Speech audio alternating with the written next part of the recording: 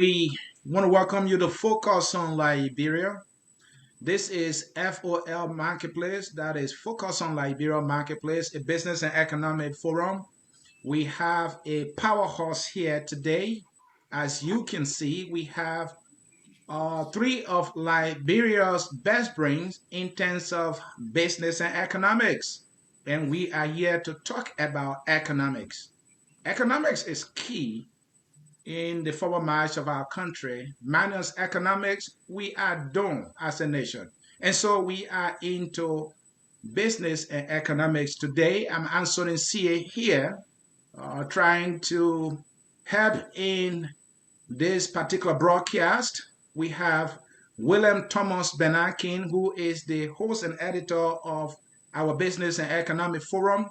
He's comfortably seated, and also the CEO of Focus on Liberia, Dennis Baku Kenjuja. Many of you have not heard that name before, but just put it in Google. Just say Baku Kenju. You will see a lot of things that might interest you. Hey, I don't blow people trumpet because I don't know how to do it. Mr. King, it's over to you. Let's do this.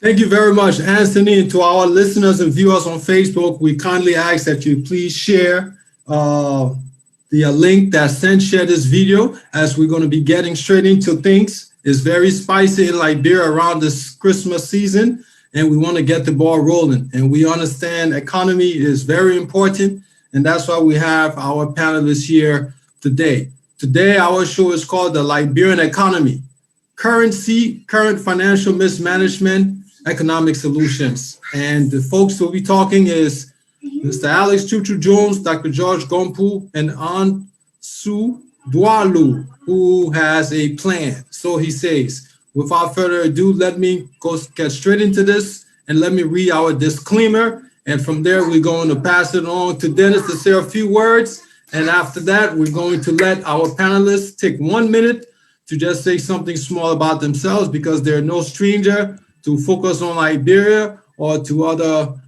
radio shows and so forth. With that being said, let's get straight into this disclaimer, ladies and gentlemen. The content is for informational purpose only. You should not construe any such information or other material as legal, tax, investment, financial, or other advice. Nothing contained on our media or written documents constitutes a solicitation, recommendation, endorsement, or offer by Focus on Liberia or any third-party service provider to buy or sell any securities or other financial instrument in this or in any other jurisdiction in which such media material may be shared. All content on this site is information of general nature and does not address the circumstances of any particular individual entity. Nothing in the media constitutes professional or financial advice, nor does any information on the platform constitute a comprehensive or complete statement of the matters discussed or the law related thereto. In so many words, ladies and gentlemen, we are just saying, if you're looking for financial advice, Focus on Liberia is not the place, nor do we claim to be. We advise that you only do this. You go and seek the right financial advice to make the decision and not Focus on Liberia. With that being said, Dennis, to you. Well, I want to welcome all of our guests. Let's go straight into it. Welcome Dr. George Gompu. Dr. Gompu has been on the FOL Marketplace several times. He's back. Dr. Gompu, welcome to Focus on Liberia. Thank you, Dennis. I'm happy to be here. And the show, I think this show is timely. We are coming on at a time that there's just so many opportunities in our land, but yet there are so many disappointments and so many challenges, especially when it comes to youth employment and unemployment, when it comes to our problems of infrastructure deficit, when it comes to our problem of leadership deficit. So I hope that this show will provide an opportunity to share perspective and to learn about how we can do better. Next, for another time on Focus on Liberia, also this FOL Marketplace, which is our business economic discussion, we have Mr. Ansu Dualu, who's joining us from my former city of Lowell, Massachusetts. Ansu, welcome to Focus on Liberia. Thank you so much, Ja. My name is Ansu Dualu. I'm pretty sure a few people have seen my faces around. And this is something that's very dear to my heart when it comes to the issue of Liberia. I sincerely believe there is a quick way to transform the country. And the people in power just have to listen. And hopefully, if you have the opportunity to share the show today, this is crucially important. And we are talking about bringing dignity and employment to our country.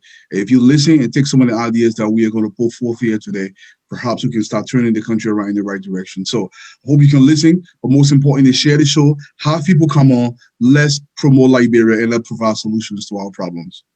Thank you. And so last but definitely not the least is the tough talking Chuchu Alice Jones. You know, sometimes they say, if you mind the ugliness of the bamboo. Alice is a tough talking guy, but he's a straight talker.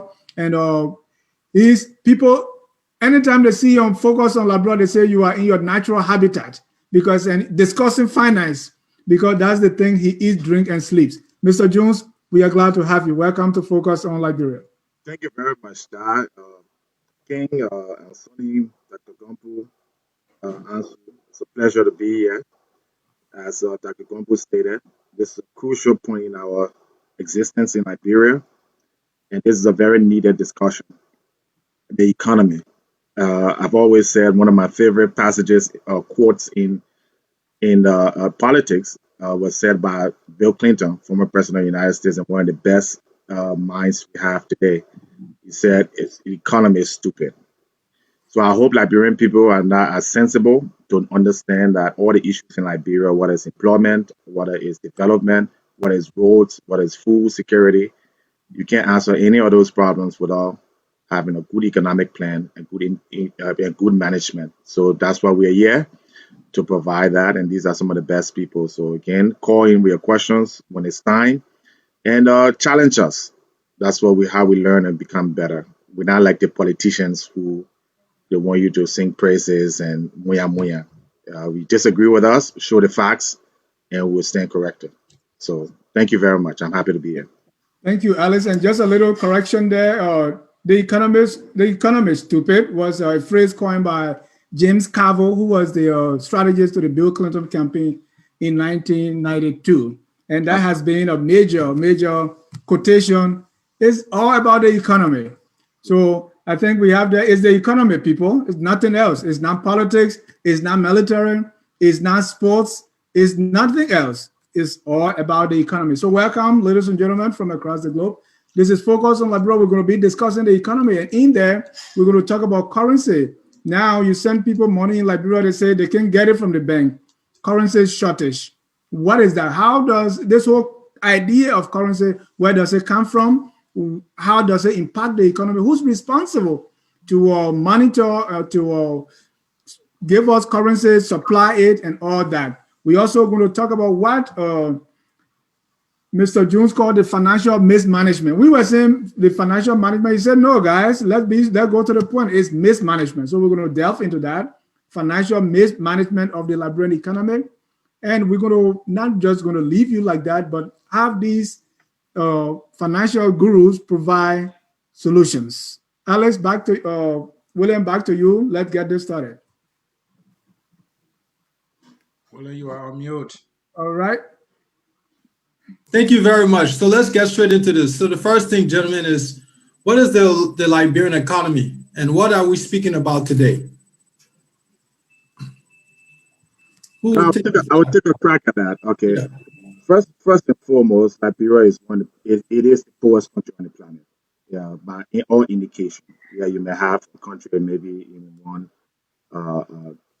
index or one statistic.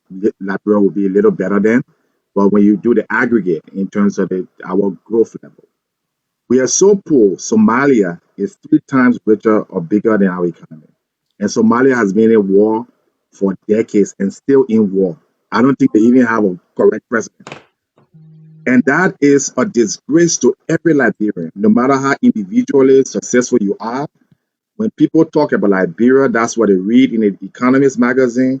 That's what they read in the Financial Times. They don't see Liberia as the way why your political leaders talk about it. This is a great country and just put us in power. The country, if I can borrow from Trump, is a shithole economically. It would take a miracle and the best minds in Liberia for the next 5 years. That means if we all take every Liberian financial analyst, accountant, economist, the best and the brightest, and they all work together in one hotel. It would take us 5 years, in my estimate, just to get us to where we need to be. So it's not a joke. And the worst of Liberia haven't started yet. This is just the beginning, all right, to the even greater economic collapse. Because number one, you have almost $1 trillion economic debt. You're not growing at all. You're growing at -2%. You have no reserve. You're borrowing. You're living on borrowed time. What is there to boast about? There's not a single indicator in Liberia that shows employment is a mess. Okay, every Liberian public corporation is completely mismanaged, from LPRC to the central bank. And you hear people celebrating. Celebrating what? Sierra Leone is larger than us. Sierra Leone is growing faster than us. So what can we post about Gambia? All these little countries. So again, we're here to talk serious issues, and let's put the politics aside. I do not do this for popularity. I do not do this to win elections. We'll do this so that our people, the next generation, can pick up and say, look, this is something that is very serious. And unless we do something about it, the country will degenerate into chaos. Because when there's no money to pay people, when you owe every country, then what next? You sold everything already. All the concessions have been sold. So we really need to be serious about this issue. Wow. Dr. Gompo, Alice just painted a kind of a gloomy picture of the economy. I'm scared. Yeah, I think, the challenges are huge. And he has a point that at our current state, we are not in a nice place. People are food insecure. The average family is not getting enough to eat. They're not getting the quality of food they need to eat. We have health facility and health quality deficit in terms of where we need to be versus where we are. We have infrastructure deficit. You come from the Southeast, and you know what your people tell you. In the rainy season, they're completely cut off. And so you cannot have an integrated nation like that. Where some sections of the country are completely cut off, they have to rely on trading with Ivory Coast in order to survive. Then, you look at education. We have, very low quality education. So there is a deficit there in terms of quality education that we need. And education provides the brains and it provides the training of people that turns the society around. So what is the economy? The economy is just an integration of all of the income generating activity that we undertake to support our livelihood. And when those income generating activity are non-existent or they're declining, there goes the quality of life. And so what Alice is saying is that the horizon, if we continue on the current track, looks gloomy, but we can change the direction. That's the good thing about the economy. It's fluid. It depends on decisions that you make. It depends on people in charge, and it depends on the commitment and dedication that you have. You can take it in a different direction and do better and live better and be more powerful, more prosperous. So there are those opportunities, even though there exist so many challenges. Thank you. And Sue, and I want you to respond to the same question about like William asked what's the economy, but what I want to add, and I want my political or commentator, Mr. Ansunis here to throw a little light on that too. But sometimes the reason we close our attention to the dire need of the economy is because we link it to the president or to the government, even though the government is in power. But we have not really made that distinction between the economy and politics. So sometimes, even though the economy is bad, but because you say it bad means you are saying the president or the government is not doing well. So people that support the president will close their ears because you don't like the president. So there is so before I even bring in the finance guy, let me ask my political guy.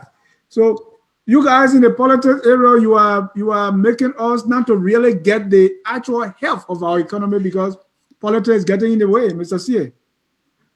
Dennis, and unfortunately for you, the inconvenience truth is that politics will always be in the way because the politicians are the one who even hire the economists, and unfortunately also they try to have this so much impression on these economists to have things go their way.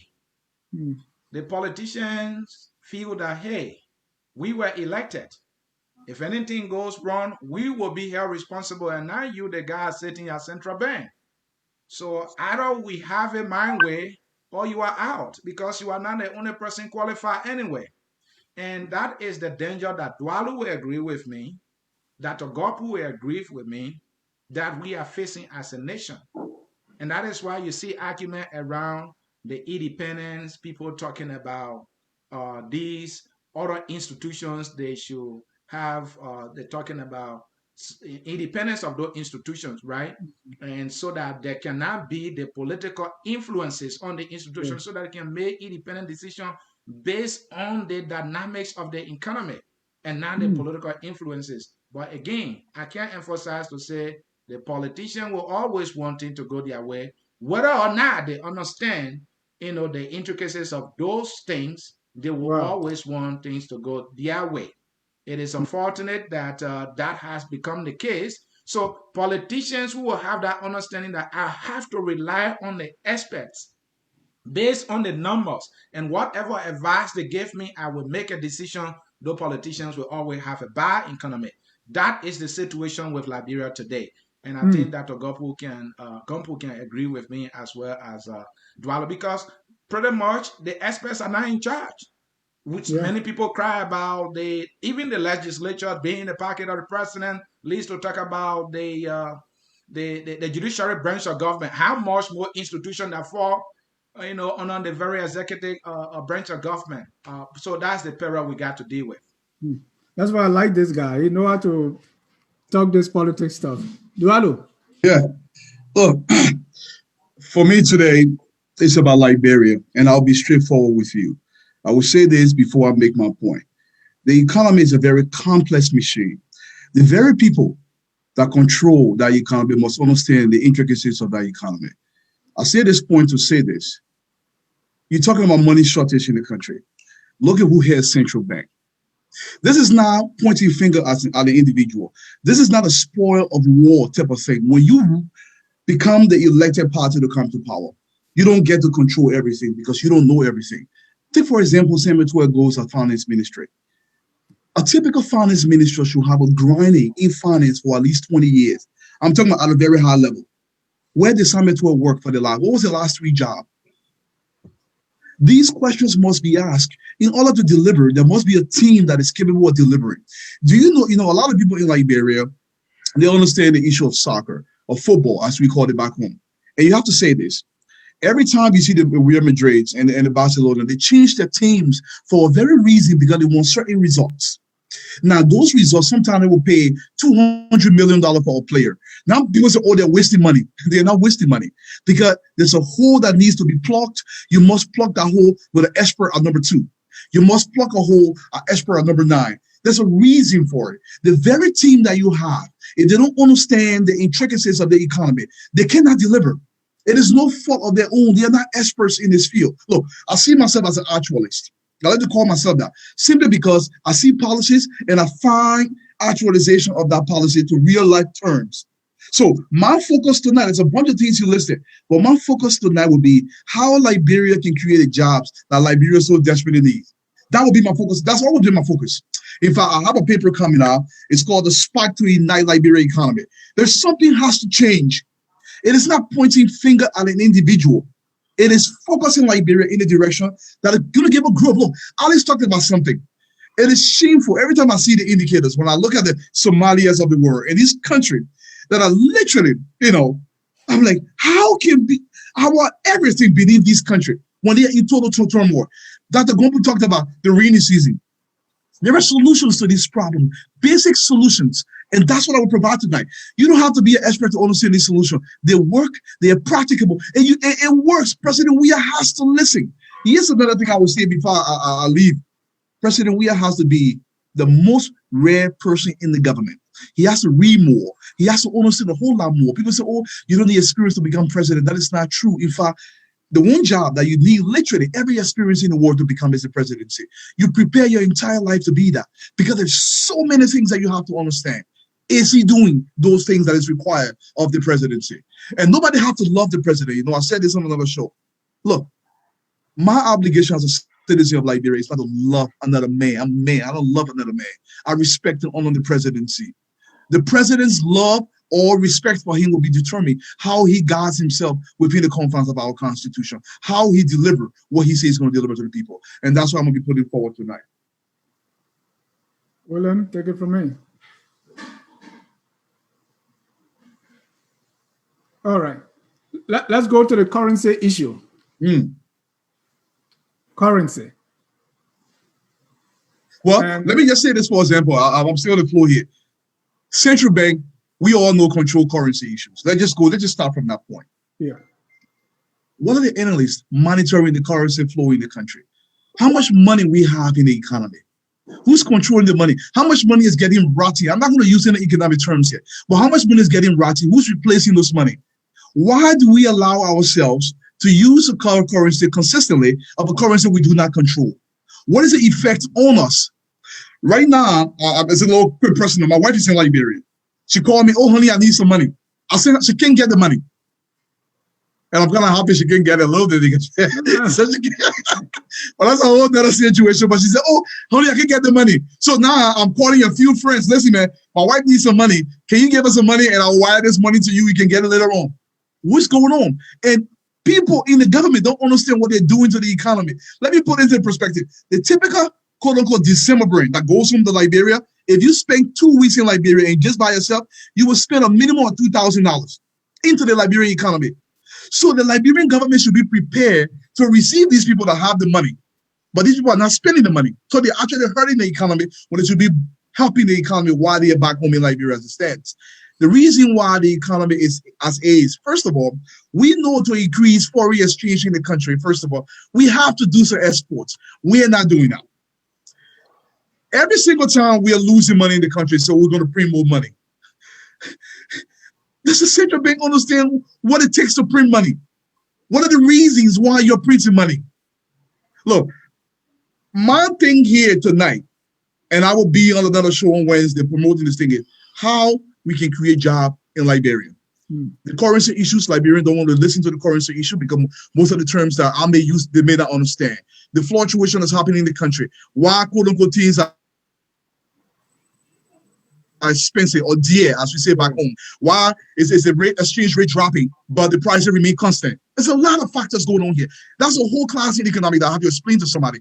I don't want to do that because most people may not understand it. I'm going to tell them, if this is happening, this is what we can do for this to happen. And this is why people at the finance ministry or the central bank have to understand the intricacies of finance and economics to turn things around. You can't just go to work and put 3 impacts in your pocket like a crewman. Sorry, Ja. And because crewman put 3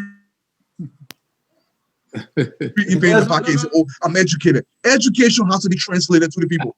And I'm going to go back to you guys. Well, we still haven't. Please, maybe Dr. George, you can take a stab at this. Is the Liberian dollar weaker or stronger right now? Well, I think the latest report said the exchange rate declined in terms of the number of Liberian dollars to $1 US. So that makes the Liberian dollar stronger. But people are still catching hell, and people cannot even get the dollars. So are you saying that although the dollar, the Liberian dollar went up, that the price of goods have not come down? That's what we're hearing. That's what we're hearing. We have to see the statistics come in, and usually the data doesn't come in after the fact. But the thing is that so many variables are at play, and those of you who like to distinguish politics from the economy, that's where you realize that these things are interlinked, because who's making a decision with respect to how much money to have in circulation? Is the politicians pretty much making a decision? So this is the only country, maybe the only country in the world where there's a shortage of its own money. So, Have you ever heard about anything like that anywhere before? It's like, you can't find the US dollar in the United States. Or you can't find the US dollar in the United States. Why are you supposed to find it? You are the producer of this money. so It's understandable. politicians. So are you trying to say politicians have basically said the solution is to print more money to a bad economy? No, I'm talking about the current situation. The current situation in terms of the shortages of currency and the shortages of not only foreign currency, the shortages of Liberian currency over the last couple of weeks. People cannot get their own Liberian dollars from the bank. And why is that happening, Dr. Gompo? Yeah, why is that happening? I just answered it. I said, you cannot distinguish. That's where politics mixes with the economy, because it's the politicians making that decision, with respect to how much money is in circulation. But the politicians have decided, Dr. Gompo, that we're going to print more money to make that solution where people can get as much money they need from the bank.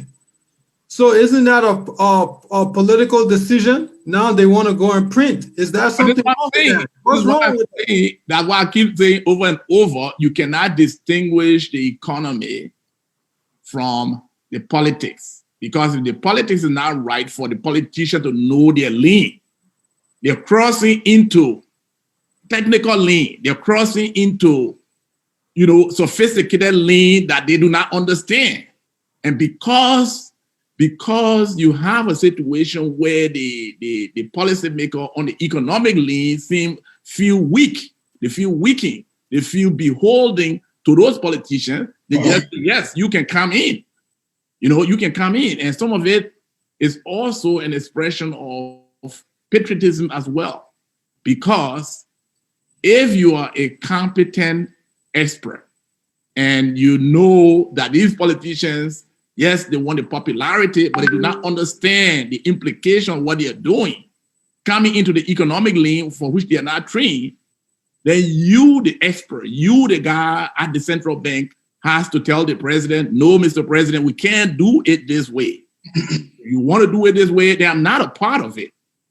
Because you're going to be destroying your own country by using politics to make economic decisions where they should not be mixing at that point in time. And so hold on, William, I've been bringing Alex to add to this, because what I'm hearing is, I don't know what makes Liberia different, because all over Ghana, Nigeria, politicians make this decision. Here in America, politicians make this decision as to what to do. What's different about Liberia that makes the experts or the professionals that they have to do whatever the politicians tell them?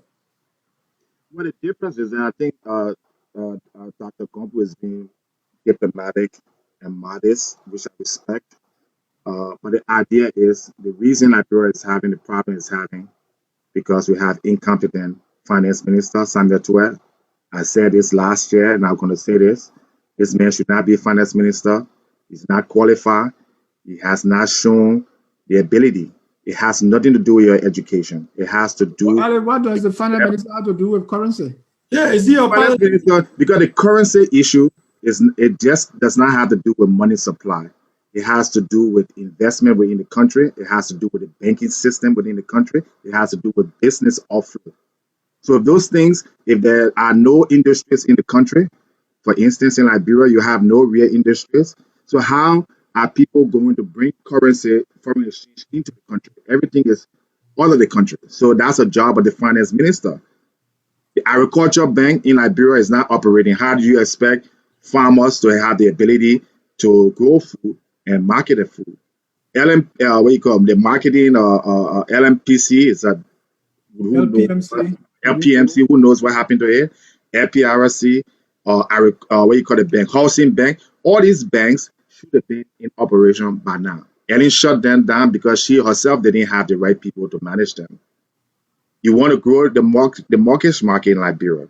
You want to grow the different industry. You want to grow the agriculture industry. You want to grow the financial sector. As I mentioned the other day, we have 9 banks in Liberia. All of these banks, the majority shareholders are foreigners, Africans, Ghanaians, Nigerians. I've never seen that in any country. I've been doing finance for almost 15 years now in mid-level, in banking, in regulatory. I've never seen a country that would take all the bank and give it to foreigners to get shares in it. The one bank we have that's a Liberian bank, that's LBDI. LBDI is one of the worst institutions I've ever seen in my life. Why do I say this? This was a company that started way back in the 60s through the IFC, the World Bank project, to develop the country, to build institutions around. After the Civil War in Liberia, I was in Liberia till 1996. LBDI was one of the few banks that was there. LBDI should be $1 billion bank today. These people cannot even issue cash cards. Well, Alex, how are This you is responsible for this currency? I know we can talk about because they're not generating business investments. The currency is not just an issue of you print money or you don't print money. If you have a 2% GDP and you're growing at negative, you're going to have a currency problem even if you print all the money in the world. But if your economy is expanding, if you're creating fishing industry, if you're creating different mining industry, you're creating agriculture, then the pressure on the currency, the demand for the Liberian currency will be higher.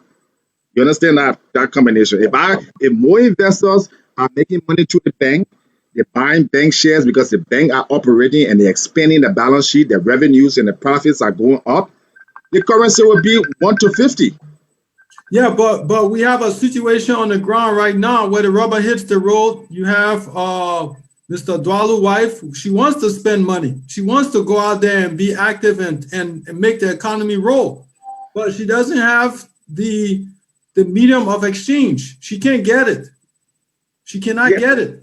yeah, but you see, that's on a macro level. That's a small one person, Dwalu or me or Dr. Kumi going to Liberia and spending $50,000. You can't change the economy. You can't Well, turn the shit around.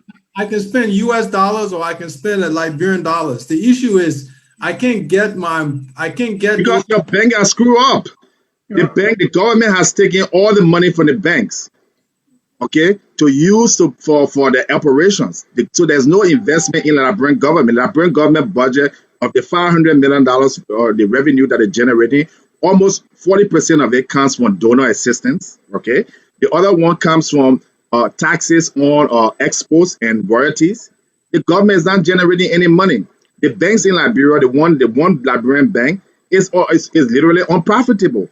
So you have no economic growth in the country, and that's why every other problem from hardship to employment to currency to everything is going to happen because the mismanagement of the financial sector, mismanagement of the monetary policy that is supposed to push the growth, the central bank. All right, we have an idiot there. That's just a fact. This guy has no financial experience to be managing the central bank. Alex is These not two an people, idiot. these two people on the show. No, no. If you're gonna have me to express myself, we're talking about national issue. We're talking about people's lives here. I'm not concerned about how someone feels because they're in some position. I'm not looking for position in Liberia. We have idiots, people with no practical, no academic, and no business experience running the whole entire monetary policy. Dr. Gombu could do a far better job. Ansu could do a far better job. Why are they not there? But Now, we know an idiot would think that way. We know an idiot would Dennis, not hire good Okay. people. Hold Dennis, on. let me jump in here. Hold on, Mr. C. I want you to come in because from the political specialist analyst. yeah, When you're a politician and you're feeling this heat, you're driving in your car and you see people banging on your car window talking about, hey, I can't access to my money. Do you explain this banking, all this banking stuff, or do you look for a quick solution? Anthony, please go ahead. So, Dennis, my understanding here is that you must have a political administration that understands that its political survivability depends on the economy. In other words, the economy, that political administration should know and understand that in order for them to maintain power, the economy should be the fuel that drive that particular power vehicle that they are running. And this is where the problem is. If the political arm of the government fail to understand that in order for me to be here as a government, the economy won't work well. If they don't understand that, if they rely on the political victory they had in the past when they had a huge following as the basis for their political progress, they will fail because the economy will fail them. And so that is the point there. So if we have a government that understands that, look, all of these things will matter, would not matter if I don't survive economically, or if the country is not making progress economically, I will not be here. The elections that we just saw is just an example. People hungry, people can't get their money. What do you expect them to do? For them to vote for you? If these people were accessing money in the Vera banks, if these people could afford the prices of basic commodities, if transportation was easier for them, they will understand that, oh, at least the government is trying. They can see the mansions here and there. And Mr. C, that's where I want to go. That's where I want us to go next. I want Ansu, Alex, and Josh, and Dr. Gompu to show me, because what you just said, and I wanted to even bring this in because you on this network coined the word to economics. Yeah. I wanted you to explain that so that our experts would tell us what, if you were on point. But here is my question, because what you are alluding to is the economy is bad. But this is not what supporters of this government are saying. Mr. Jones, Dr. Gompu, and Mr. Dualo, how can you convince people watching this show now that indeed the economy is bad or the economy is not doing so well? Show us the numbers. About it, Dennis. Who do you have to convince in Liberia that things are tough? I don't have to. Mr. Jones, numbers don't lie. Where are the numbers? You have a negative 2% GDP. You have a 17% inflation rate, interest rate 24%. When those numbers should be somewhere around, at least if you grow at 4%. Somebody say grow at 6% or 10%. When you say negative GDP, what does that mean? I mean, that means you went to school and you didn't even make like 10%. You made negative. That means that you did nothing. That's what negative means. The country is declining. It's receding. Right. It's not growing the economy. In other words, Dennis, just in in simple terms, if you were giving your son maybe $100 a month, make it a week because I got a little more money. Okay. Well, maybe that's just for allowance. Okay. That's for allowance, right? Let's say you give your allowance per month, and you give your son $100, right? And if you tell the son that every month you make better grades or you perform better, your allowance will grow by 5%. It means that in next month, when you increase it by 5%, you will now be getting $105. Yeah. You see, and the next month you keep raising like that. But when you tell him that because you are not performing, I will cut your allowance maybe by 5%. Then you might be going up by 10%. Then you might tell him, say, hey, so that's a negative growth rate. So in other words, when you tell him I will cut your allowance, it's the same thing as saying that your allowance will grow negatively. So if it decline by negative 10%, then it means that instead of giving you $100, next month you can give me $90. Then next month you come and give me $80, then you're going downwards. So that's what the negative GDP growth rate means. So if you think about the GDP, if you think about your son's GDP as that money you're giving him, okay, if it's growing negatively, then you're giving him less and less as the time gets harder. So that's what it means for the whole country. So now you take it, in the sense of put the entire country income together, and that's what we call the GDP. When it's growing. Where can we go to prove this so that let's say I'm for the president. Where can you show me anything? Is it on the central bank? Is So where? I'm asking to put a chart up for the Liberian GDP. Let's go through that. Yeah, so because this is the argument, because I host this show most of the time, Uh-huh. and what we hear is these people, they don't like the government, they are lying. See, we are building roads. See, we constructed this building. See, we did this, we did that. Right. And you guys now telling us that the economy is bad, mean you are opposition. Okay, Yeah, John. I don't think anybody, first of all, let's clarify, I don't think we are opposition. Yeah. Everybody here, I think it would be, disingenuous to say we opposition. We are professional people. We are people Right. who do this. No, I'm talking about the argument that I'm getting. If people Right. tell you, say, right. hey, So- if the government is building the Ganta Hapo Highway, the government is build this, they have built that, they build that, and you are telling us that the economy is bad, so you are Okay. not saying the truth. Okay, so Show what? me. So what you think happened to all their members who didn't come out to vote, or who Well, went? that's a who went to that's other a parties? political. Why you That's think? a Why But get it. political Get decision. it. Why you think they did it? No, it's not a political decision. Why they made a decision differently in 2017? The same people voted in 2017 now. The number of people voting for the CDC is getting less and less. It's because their expectations are not being met, mainly economically. The country is harder. Because everything they heard, they were not like we, the analysts who were critical, would say, okay, that's politics, the man talking. No, the people believe the thing literally. That once we have become president, our struggle has ended. We'll have 3 meals a day. We'll not suffer. We'll not suffer for tuition. These were the expectations. We all are going to have good jobs and our pay is going to come every month. They're not seeing it. And they're giving them excuses. So that's why they're voting the other way. It's Okay. all about the economy. Go. They don't. Let me jump in for a second here. And Dr. Gumbo made it very simple, but like I said, I'm a practicalist, and everything, because that very question that you asked, the artist explained in more technical terms, and Dr. Gumbo explained further. I was at GSA Junction, and somebody asked me that very question: what is negative GDP growth rate?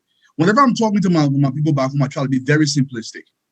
This is how I explain it to them. This is what negative GDP growth rate means to an average Liberian down water south. In your mind, you used to cook whole ass and cabbage. And now, you can no longer afford whole ass and carry. You're going to little potato green. Then next day, you're only eating gari. These are negative growth rate going down. That's what it's called, negative growth rate. That means eventually you'll be buzzing pankana. This is what happening in the country. But I want to make a point that's very important. The issue of inflation in the country. We have to ask ourselves questions. If we're trying to find a solution to a problem, we must understand what causes that problem to begin with. Here's the issue. What causes inflation? There are a bunch of things that are attributed to inflation. I can go ahead and say interest rates. I can go ahead and say rate of growth in terms of production in the country. We know we don't have anything. Inflationary pressure, competition. We're talking about confidence in the economy. We're talking about speculation. A lot of things contribute towards the inflation. Production, importation in the country, export. All the things are happening. Of all those things that are listed, which of those are contributing directly to the inflationary pressure we see in Liberia today? There is something going on. When you artificially suppress a currency, you are doing nothing. All you are doing is you are creating a bubble, like a balloon, and you pour water in the balloon, and you start squeezing that balloon. Eventually, when it will explode and will flash in people's faces. So what you see in Liberia, it's not stressing the Liberian currency. What it's doing is it's a temporary squeeze. What is being artificially induced by people in government who believe that if we suppress the currency, it will make it seem like the exchange rate from 200 to $1 is now 150 to $1, even though it's not real. But in their eyes, it's real, but it's actually not real because the prices of goods and services remain constant. If they remain constant, the economy is actually contracting. It's not expanding. There's a lot of things going on. Mm-hmm. There's a lot of things going on. It's rising. We can't be, I can't be technical because the issue is I want people to understand this. The solutions are there. Honestly, John will say this. When it comes to Liberia, I understand the emotion that arises, but we have to be frank about the issues. The people that steer the affairs of the economy have to understand what's happening. Look, I asked the question in the beginning. Name 3 places that Samuel Eto'o has worked before he became finance minister. He was a truck driver in Minnesota, delivery driver. He went to Liberia, got a consultancy. Anybody can get consultancy. From there, he became finance minister.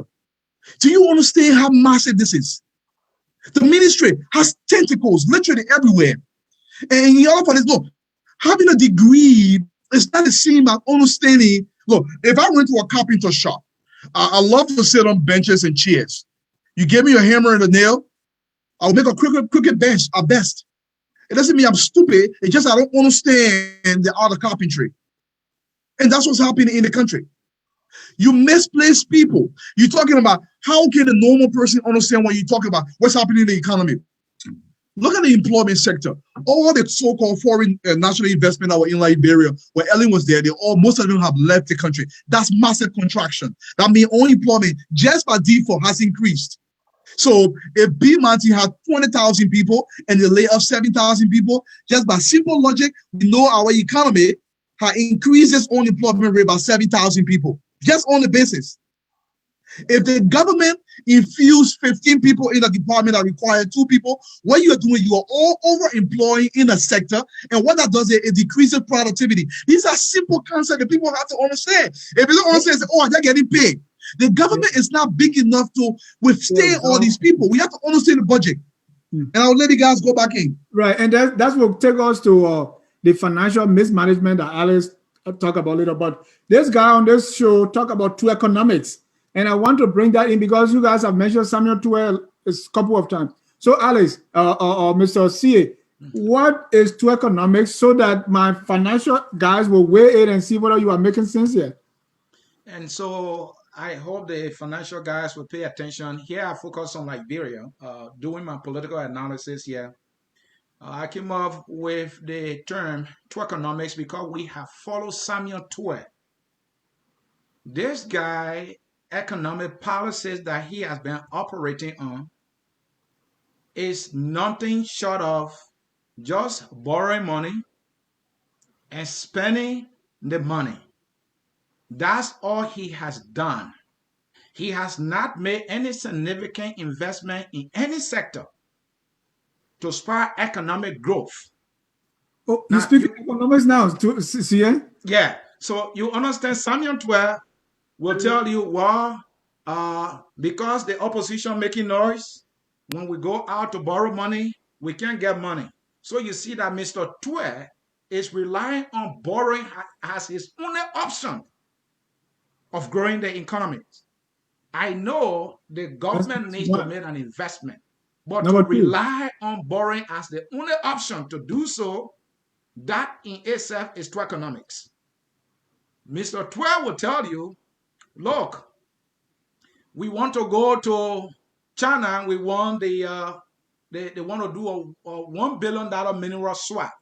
They did not get it, and so he came back, and he is out of options to understand that Mr. Tuel went on to say, you know what?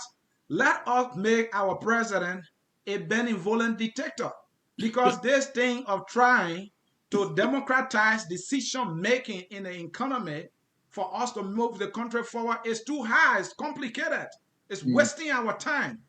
So that is economics. And economics 401, Samuel Tuel want to recruit all the political noise makers in the country, hoping that when they come on his side, the political narrative will be on his side, forgetting to know that political narrative is different from economic narrative. Economic narrative must be driven by economic activities, but the brother does not have interest in that. That is economics, and he has never worked. And you spoke of two other that I remember. The dig hole, cover hole, the borrow initiative, and it's paid our legislators more so that when their citizens go there, they can get money. And you call that economics 300 level.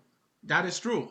And okay. I'm glad that you brought that on. So, gentlemen, yeah, Tuel is saying, let's pay the legislator more money so that the citizens can go to them to beg. So Tuel is creating opportunity for people to beg, other than creating opportunity for people to be employed and contribute to the economy positively. Tuel does not see it that way. He wants the lawmakers to have more money in their pockets so that when the citizens go to them, they can be able to give their hand out. So Tuel is creating an economic that would be based on handout for the people. That is how it operates, and that is not going to help us. Dr. Gompo, you teach these things. Is this guy making sense with this whole concept of true economics? Well, it makes a lot of sense to me. I think it sounds very interesting to me. Tue is a very strange finance minister. I don't really know what background he comes from. Maybe you should add to that he also claimed that he's running budget surplus. He's running a budget surplus. He's running a budget surplus, but people can't get paid on time. So you can't even meet the payroll, but then you reporting that you're running budget surplus. So that's another situation there. I mean, the whole thing is strange. When I was at the finance ministry, I mean, just meeting payroll on schedule, we understood that it was critical for political stability, because most of those people who are in the civil service and in the government employment also have dependents. And when those people, the Liberian people, are people who expectation is not that high. When the family is getting regular meal, when their rent is paid, most of the time, the political tension reduces. So I was surprised that it just went to election. Election was December 8th. And some people are not even getting paid for October. So that house is already tense. That household is already tense when the people are not getting paid for October. Some people are not getting paid for November. And you go into the election December 8th. But Dr. Gompo. I mean, that's strange. Dr. Gompo. Yeah. Here's where you're making a good point, but here's where I disagree with you. Okay? You can't pay people on a thin air. Okay? The money has to come from somewhere. Even if you're borrowing money, or you go to a donor, you go to France and they give you $10 million, the next year, where are you going to get that $10 million from to meet payroll? There is no magic. There is no way. The economic voodoo. Economic is very simple. It's applied all over the world. You have to grow your industry, like as Smith just said. You can't see where the investment. Look at the whole $535 million budget in Liberia, and now $1 million there for any real investment.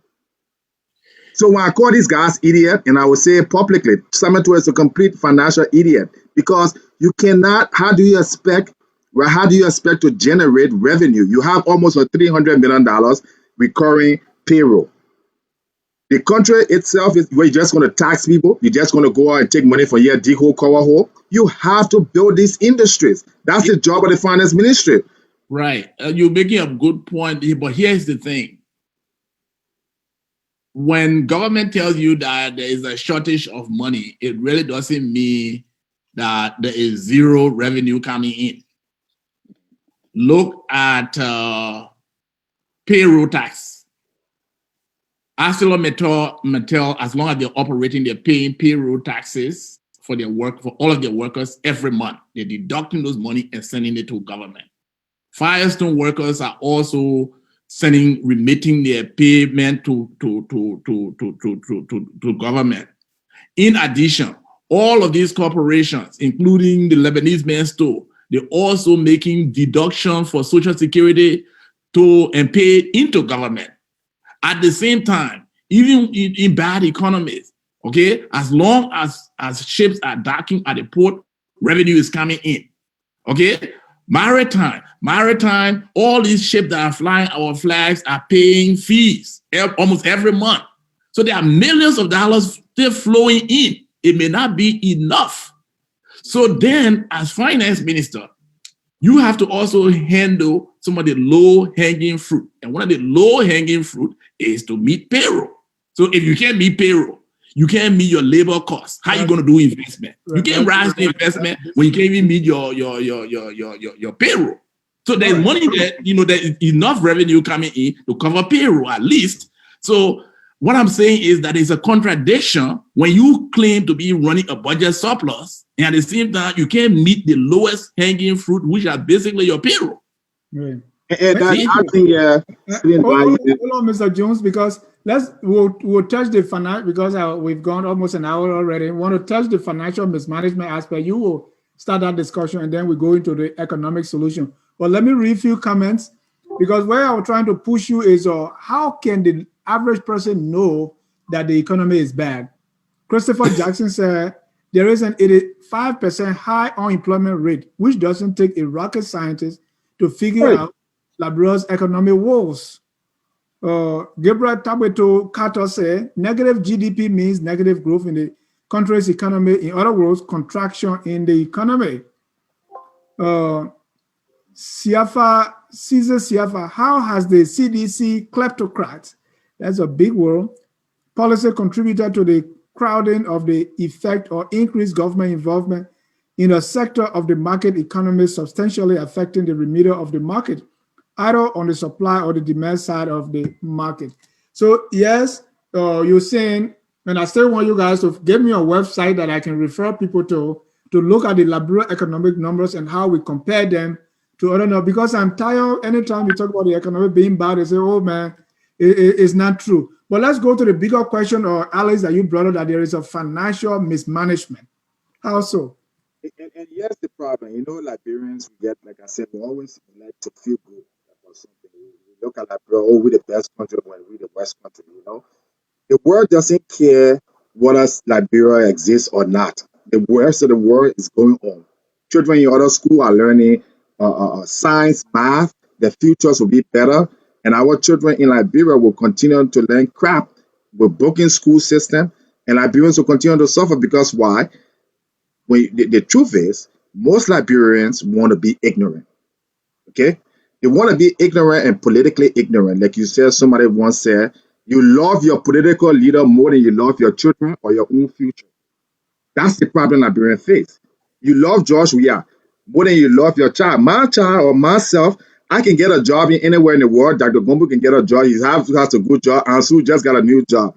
His children will never suffer. You sit in Liberia and you take a dummy like Tuet, all right, that is destroying the future of your country. And then because you have good people out there who can come to the country and do a better job, but you live without nonsense. Even discussing somebody like Tuet is a waste of my time. It's a waste of our time because it's insignificant. You have good people. You have people who understand finance, economics, you know, accounting and so forth. Why aren't these people at the central bank? Why aren't these people in these political parties? And you can say the same thing to the political parties. They will take the idiots. They'll take somebody like George Lobo. What the hell does he know about discussing economic and finance to be going on every show and discussing economics? Who will listen to him professionally? But Liberian people, they like the whole politics. They like the old Henry Costa. What can Henry Costa tell you or Dr. Gombo or myself about Liberian economy? He may be good in other areas. Just the same way when I hear people talking about healthcare or talk other things, I shut my mouth because I don't have expertise in those areas. But if you want to talk about the economy, if you want our economy to grow, you need to bring serious people. That's the bottom of it. If Liberia does not change the whole entire cabinet, okay, especially the financial economic team, beginning from the central bank, deputy central bank, finance ministry, commerce ministry, bring a good team, regardless of what political party you wear, even if you're not Liberian, bring that team together to build the Liberian people's future. We are doomed, no matter who becomes president, who becomes senator. Darius Zeno is going to discuss your economic policy. What the hell he knows about economics or finance? You think you can run a government on popularity? You run a government on sound economic, fiscal, and monetary policy. And all these politicians, they don't know anything about it. And that's just the truth. That's why Liberia is suffering and will continue to suffer until we get the mindset that the same way you go to a doctor when you're sick, that's the same way you need to go to expert when you need help in the economy. No other ways around it. No other ways around it. John, I'll add a little bit to that. Alex makes us the same point, and it's to the point. Look, you spoke about borrowing earlier. When you borrow, it implies that you have the capacity to pay. So when Tua goes around borrowing, I don't understand the formal part of it. Borrowing means you have the capacity to repay some of these monies. It's not just going around to borrow. But this is a serious issue when it comes to understanding the way our country is working. This is not putting anybody down. Decisions, look, when you sit in a corporate boardroom and say you're working for XYZ Corporation and they want market share in Phoenix, Arizona, these are tough decisions. You have to think these decisions over, and you have to make decisions how you're going to gain that market share in that location. The person that runs the planning ministry must have had these kinds of grounding in order to go to the ministry. Kotua has never had that before. It goes back and forth. You will sit, you take a paycheck, and you see Muya, it doesn't change. The economy, governance is a bread and butter issue. It's a bread and butter issue. So the people that govern must understand the bread and butter issue and how to deliver. I constantly say to them, you don't have to bring any expert on board if you don't want to. But get consultants that understand these decisions. Look, until we pivot into the next decision, I will say this. President, we are talking about building roads. And so before you continue,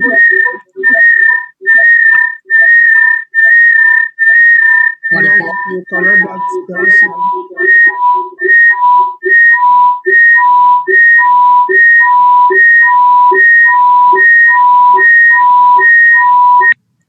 Okay, and so before you continue, how can we be sure?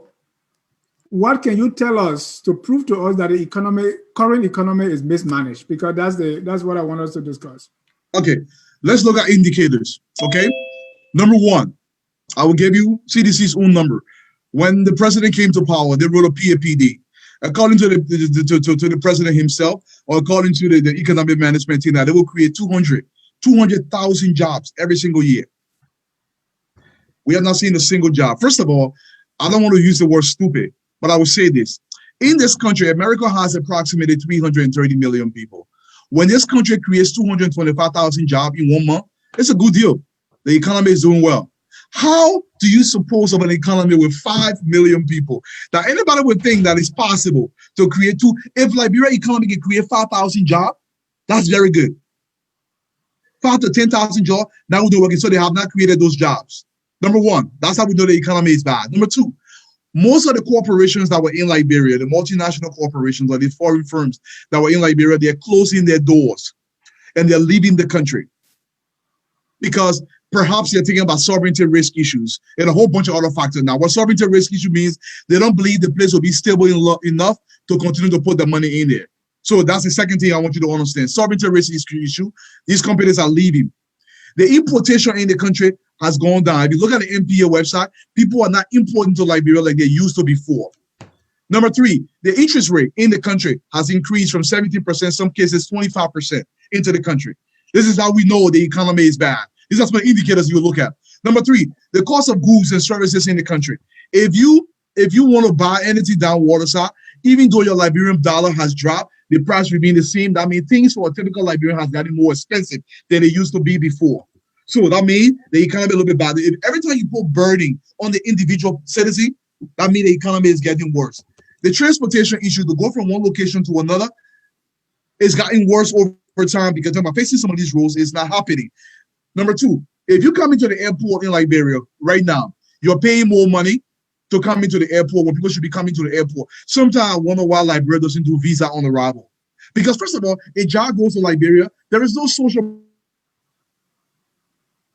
program in Liberia that Liberia going to pay you for. Or if you get sick, you're going to take care of yourself. Most countries in the world at our level, they do visa upon arrival. So going through all the other brouhaha is nonsense. So these are the basic bread and butter issue. I was in Liberia. How's it getting by? Chicken feet. Something that what people eat every single day. A typical chicken feet is selling 5 for $1. Or maybe it's not 10 for $1. I mean $100 Liberian dollar. Maybe you're getting 3 now. Because the importation has dwindled. Number two, the fishing industry from Samo going all the way to Maryland. The production of fish in these areas, because Liberia has signed few contracts with multinational fishing firms that are literally fishing in Liberian water, is putting pressure on these artisanal fishermen from Sano to Maryland to Grand Bassa, all the way into Monrovia. They're catching less fish. The eighth one. Before Ellen left power, we have 1.2 million children that were in school. Right now, we have less than 700,000 children that are in schools, that are in school right now. So these are the indicators you're looking at. This is the thing you know the country is getting bad. Wow. Look at the graduation rate. People say, oh, people are passing the wire. Look, it doesn't matter. Some children, look, I went to school in Liberia until the 6th grade when I left. We crossed into Ivory Coast, we were refugees in Danane, and we went to the refugee school, and I finished my high school years here. Some children in Liberia, it doesn't matter they were behind Jigombule or they were in Sando County, they are just naturally smart. It doesn't matter where you put them, they will do well. Those are the exception. We're talking about the overwhelming majority. There are people literally graduating from LU that can barely read on the 9th grade level. We are looking at serious issue. When President we have made university education free, I don't know who advised him on that. I would have put that money into grade school education. There's a program right now in Nigeria. They call it the national service. Before you graduate from the university, you have to do 2 years in the hinterland to teach. There's a lot of things that can be done. The country is bad. People are dropping out of school because they cannot. These are the indicators you're looking at, bread and butter things. Thank you. That's for ladies and gentlemen, if you are just joining us, this is Focus on Liberia. You are watching Focus on Liberia Marketplace. This is where we talk business, finance, and economics. We've discussed the issue. Let's turn our attention to solutions. And Mr. Sia, do we have our number ready for calling in? Yes, it's all set. If you could just put the list of the GDP of different countries for a few seconds, so people don't. All right, let's do a summary of comparing Liberia with other countries and see why, and if they can convince me and others that the economy is bad and what are the numbers. They say numbers can't lie. Dr. Gompo, you want to say something? Yeah, I want to say something on the issue of how is the finance minister responsible. In Liberia, when it comes to the economy, the team that advises the president and the cabinet directly is called the economic management team. And on that team, there is high-level representation from the finance ministry, high-level representation from the Central Bank of Liberia, including the governor of the Central Bank of Liberia. That group advises the cabinet, discusses with international institutions like the World Bank, the IMF, and all of that, explaining and sometimes presenting the economic numbers and the needs of the country. That group is chaired by the finance minister. So in terms of ranking on any economic matter within the country, the finance minister is the most senior on that group. The governor of the Central Bank of Liberia is a member of that group, but is secondary. So once the finance minister speaks, everybody work together on it. He speaks for that group. So I just wanted to make that clear. So it's hard for you to take the finance minister away from the currency issue or away from the monetary issue. So I just wanted to clarify that. No, that is very important. That is profound. So it means if you have two economics in the face of the role of the finance minister, we're in trouble. Yeah, you remember when even the $25 million map up exercise issue came about, there was a news conference that was held. The government had a news conference to explain, to react to some of the issues that were in the media. When the finance minister spoke, and then the media, the journalists went to Nathaniel Petrie, who was then the governor of the central bank. And he said, no, he said, no, I have nothing to say. The finance minister has said it all. The implication is that in terms of ranking on those economic matters, on the economic management team, the advisory to the president, everything runs through the finance minister. All right. Let's take us to the solutions. What are some of the economic solutions? We are almost, we're like less than 30 minutes to go. But before that, Mr. C, if you can show that graph so that let's go through the numbers quickly. They said numbers can lie. And I always say numbers are so important that even God, the infallible God, decided to concentrate one book of the Bible to numbers. So show us some numbers, Mr. Jones. Mr. Jones, before you speak, go ahead and recite the numbers and put contents around them. We're having some technical glitch yet, so we can't show it on the screen. Okay, no problem. But I'm going to take you to some countries where you'll find Liberia will be similar. And I'm going to tell you what some of the performance economically. So Sierra Leone. So right now, Sierra Leone GDP is $4 billion. They are growing at 5.4%. Okay, and the inflation rate is 15. The interest rate is 15%, while the inflation rate is